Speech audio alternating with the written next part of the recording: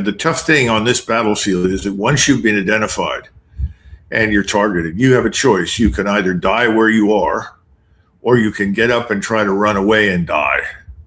In other words, it's a terrible situation. There's no escape. And that's what you want if you're attacking, and that's the position the Russians are in right now. So the people that are down in those fortress cities, they've had it. Their lives are going to run out very shortly. Now, having said all that, this is an important question. You say, well, what's the larger impact? In 1917, towards the end, when the government changed hands, Kerensky was pushed out, and in came the Bolsheviks. The Bolsheviks then decided they wanted to negotiate with the Imperial German General Staff, and so the German General Staff met with them in a town called Brest-Litovsk in what used to be eastern Poland, or very, very western Russia. Anyway, Brest-Litovsk was the site. And the Bolsheviks tried to negotiate for time. In other words, they weren't terribly serious.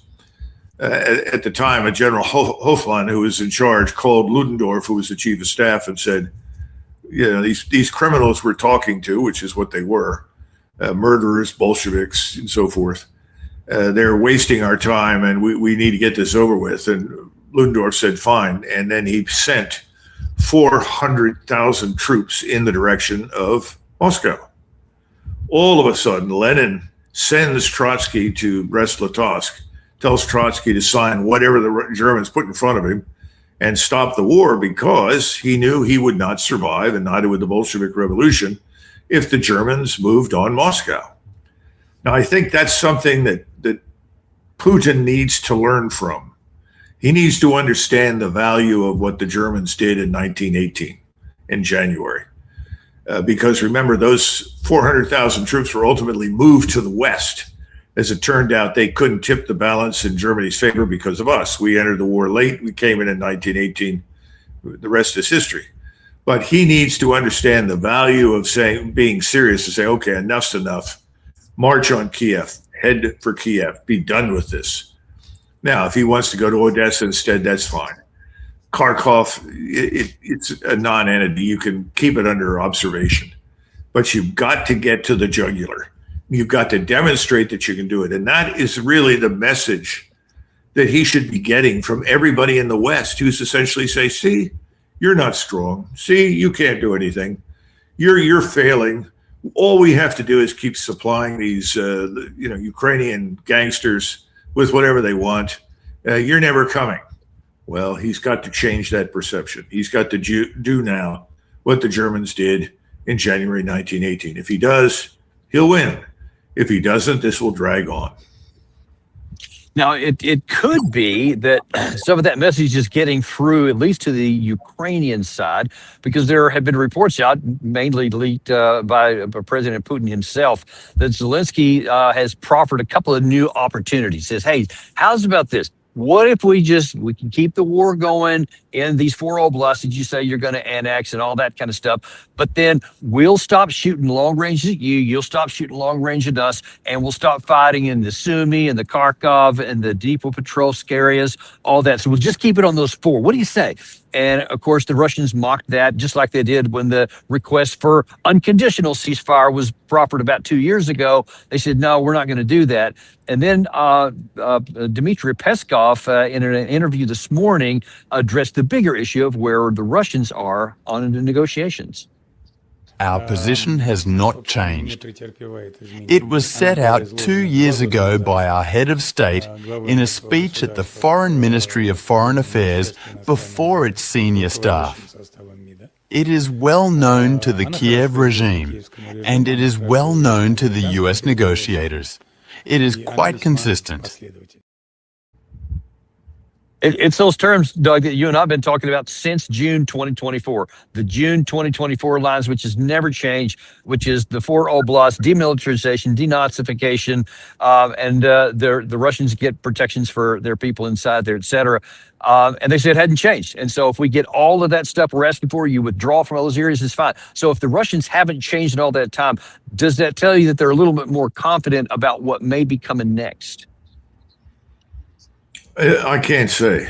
I would hope so, but I think the bottom line for the Russians is that this government in Kiev, which is not legitimate, not popularly elected, is more oppressive than Stalin's government, more vicious and more destructive. This government in Kiev is not going to cooperate, accommodate anything that the Russians want unless they think they could go out of existence. And I go back to my example of Lenin. Why did Lenin throw caution to the wind, say sign whatever they want, and effectively give up a third of European Russia to the Germans and Austrians? Well, very clearly, it was either do that or the Germans were going to come and exterminate him. It's a tragedy for the world that he didn't do that. Tragedy for Russia that he didn't do that. But the bottom line is that's Putin's lesson that he has to draw from history. They don't feel threatened. You know, I mean, what difference does it make to them how many of their countrymen die? What difference does it make to them how many people the CIA and the MI6 can round up, recruit, and pay for? What difference does it make to him, what the human trafficking tragedy is in Ukraine? What difference does it make to them, Zelensky and his friends, how many people leave the country? Come to terms with the reality. You're dealing with all the worst things you can imagine in Kiev. So expecting them to take seriously anything you say short of either sign, give it up, or we will crush you is foolish. It's just foolish.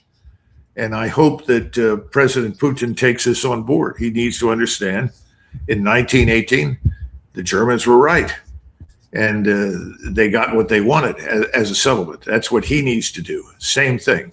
You're not going to get there by sitting quietly and telling everybody, well, we've got everything we need. We're ready to go, but we're concerned about a potential war with NATO. We don't want to risk that. Well, if you don't want a war with NATO, how about demonstrating that anybody that goes to war with Russia is insane?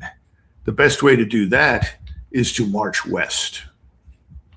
You know, and ironically, Doug, it's not that I'm for Russia, but this dithering that we've done and this allowing it to drag on all this time just has a profoundly higher death toll of Ukrainians, of Ukrainian citizens, and it's just destroying the country. And for their sake, that's one of the reasons why I do wish this could get over by whatever means as soon as possible. Well, if it were possible to resurrect Ulysses S. Grant and put him in Russian uniform, I would recommend that Putin look into that, because that would be Ulysses Grant's answer. Unconditional surrender, stop the nonsense, or we're going to crush you. That's how we won the Civil War. People don't realize that, but the last year of the Civil War was terrible. Very, very brutal. Had to be. And it wasn't because Grant wanted it to be that way. He didn't particularly hate Southerners, and he was a slave owner. Nobody knows this stuff. But he knew the war had to end. That's what he understood. So maybe it's time to channel U.S. Grant in Moscow. We don't have sponsors because we hate to hit you over the head with ads. I don't like them. So show a little love back. Subscribe, like, and send this to somebody you care about.